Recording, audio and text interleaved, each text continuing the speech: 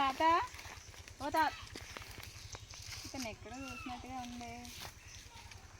తోట కాపలా నువ్వేనా? నేనేనమ్మా, నేనే. అదైతే నీకు పొలాలు అవి చాలా ఎక్కువ ఉండాలి. చాలానే ఉండాలి తల్లి, తెలిసి చాలా. మీ కింద పనులు అవి మీరే కదా? నేనేనమ్మా, నేనే. ఏమో నేను షాక్ అయ్యాను, ఎందుకంటే నిన్ను అలా చూసేసరికి. లేదమ్మా, చాలా పొలాలు అయి ఉండాలమ్మా, తెలుసు కదా. చాలా ఉండాలి. ఏమైంది ఒక టైం మనం కానప్పుడు ఇంకా ఇన్ని జరిగిపోతూ ఉంటాయమ్మా. ఏంటంటే మనం ఇంకా ఇన్ని ఇంకా అది జరిగిపోతుంటాయి తల్లి. నీకు మనవడో పిల్లలు ఎవరో ఉండాలి. ఉండాలమ్మా. నాకు మా అబ్బాయి కోళ్ళ కలిసి చేసిన చచ్చిపోరమ్మా. చచ్చిపోయిన తర్వాత బొడ్డోడు మిగిలాడు. మనవడు మిగిలితే ఆడికి గారభంగా పెంచుకున్నాను అన్నమాట. తల్లిదండ్రులు లేడు కదా అని గారభం పెట్టేసానమ్మా. నేనే నా చేతిలో నేనే పాడు చేస్తానమ్మా అండి. అయితే ఉన్న గారభం వల్ల కుర్రలతో ఫ్రెండ్స్తో అలాగే అల్లసిల్లా తిరిగేసి అవన్నీ అమ్మేసాం. ఆడికి బండి కొని ఇచ్చాను, కారు కొని ఇచ్చాను. అవన్నీ ఇంకా అన్నీ ఇంకా అలాగే అయిపోయినాయమ్మా. అన్నీ పొలాలు ఏం లేవు అసలు. ఏముంటే అలా ఎందుకు వస్తాను తల్లి కాపలాకే.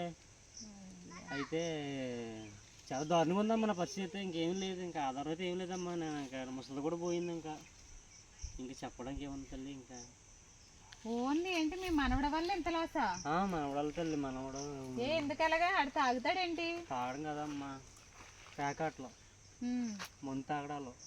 ఇదేమ్మా, ఏదో డ్రగ్ ఏదో అంటారమ్మా. అదేదో సిగరెట్లో కూరుకొని తాగుతారంటమ్మా. వెళ్తాను ఏదో అది తాగేసి నైట్ బెట్టింగ్ కాసేసుకొని మొన్న జరిగిన IPL మ్యాచ్లో అయితే తల్లి ఎంతో బెట్టగా ఆడంటమ్మా. నైట్ పోవడంతో నైటే అది ఏదో గడ్డి ముందు తాగి చచ్చిపోడు తల్లి.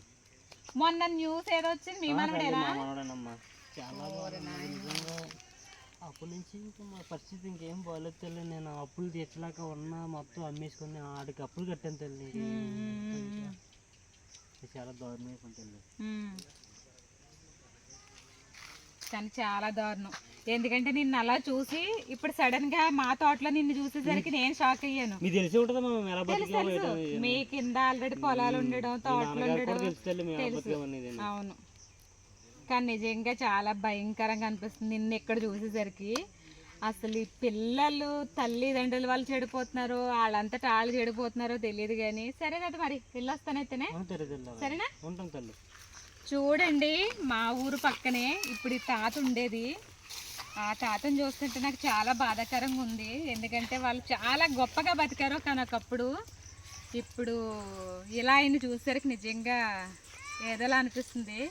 కానీ దయచేసి పిల్లలతో ఎక్కువ టైం స్పెండ్ చేయండి. ఆటోమేటిక్గా పిల్లల మైండ్ సెట్ అనేది మారుతుంది. మన వాళ్ళకి బైకులు, బళ్ళు, ఈ ఫోన్లు అన్నీ కొనిస్తున్నాము. దానివల్ల ఏంటంటే వాళ్ళకి మమ్మల్ని లగ్జరీ, నాకేమైనా చేసుకోవచ్చు ఇది అది అంటూ కొంతమంది పిల్లలు అలా ఉన్నారు. కొంతమంది పిల్లలేమో తల్లిదండ్రులు టార్చర్. అంటే నీకు చదువు అయిపోయింది కదా, జాబ్ చేసేయాలి, ఆడికన్నా గొప్పగా ఉండాలి, ఈడికన్నా గొప్పగా ఉండాలని పిల్లల్ని కూడా చాలా వరకు కొంతమంది పేరెంట్స్ టార్గెట్ చేస్తారు. కొంతమంది ఇంక అట్లా చేసేసరికి వాళ్ళకి ఫ్రీగా ఇన్కమ్ ఎలా వస్తుంది? ఆన్లైన్ గేమ్లు, బెట్టింగ్లు కామన్, తెలుసు కదా. ఇది నిజానికి మొన్న మా ఊరు పక్కనే జరిగింది ఇదంతాని. మన చేలు మందు ఉంటుంది కదా, గడ్డి మందు, తనకి ఆ బెట్టింగ్ యాప్లో లాస్ వచ్చిందట. ఇంక ఇంట్లో వాళ్ళతో చెప్తే ఎట్లా అని ఏం చేయాలో తెలియక గడ్డి మందు అయితే తాగేశాడు. నాకు వీడియో చేసి మా సబ్స్క్రైబర్స్కి చూపించాలన్న ఉద్దేశంతో అయితే ఈ వీడియో తీయడం జరుగుతుంది. నా ఫ్యామిలీ అనుకుని ఎంతో కొంతమంది కొంచెం ఒక ఇద్దరు నా వీడియో చూసి చేంజ్ అయినా సరే నాకు చాలా హ్యాపీగా ఫీల్ అవుతాను. పిల్లలు దయచేసి పిల్లలతో ఎక్కువ టైం స్పెండ్ చేద్దాం. వాళ్ళని సపరేట్ రూముల్లో అయితే పెట్టొద్దు దయచేసి. వాళ్ళతో కనీసం ఒక గంటన్నా కూర్చొని మాట్లాడండి. దానివల్ల ఏంటంటే వాళ్ళ మైండ్ సెట్ అనేది మారుతుంది. ఇంకొకటి, పిల్లలకి తల్లి స్పర్శ అనేది ఖచ్చితంగా తగులుతూ ఉండాలి. ఎందుకంటే అమ్మ స్పర్శ అనేది పిల్లలకి ఆటోమేటిక్గా తగిలితే అక్కడ బయట ఎవరిని చూసినా సరే తనకి వేరే ఫీలింగ్ అయితే మైండ్ అయితే రాదు. ఇంట్లో ఒక చెల్లితో అక్కతో ఎలా అయితే ఉంటున్నాడో కామన్, ఇంకా ఎవరో ఒకళ్ళు నచ్చడం అన్నది కామను. కానీ అందరినీ ఆ ఉద్దేశంలో అయితే ఎవరు చూడలేరు. పిల్లలతో టైం స్పెండ్ చేద్దాం, చక్కగా ఉందాం. ఇంతకన్నా ఎక్కువ చెప్పే అంత పెద్దదాన్ని అయితే కాదు. ప్లీజ్ నా వీడియో వల్ల ఎవరొకరు యూజ్ అయ్యి నాకు మంచి కామెంట్స్ వస్తే నేను చాలా హ్యాపీగా ఫీల్ అవుతాను. ఓకే మరి, బాయ్ బాయ్.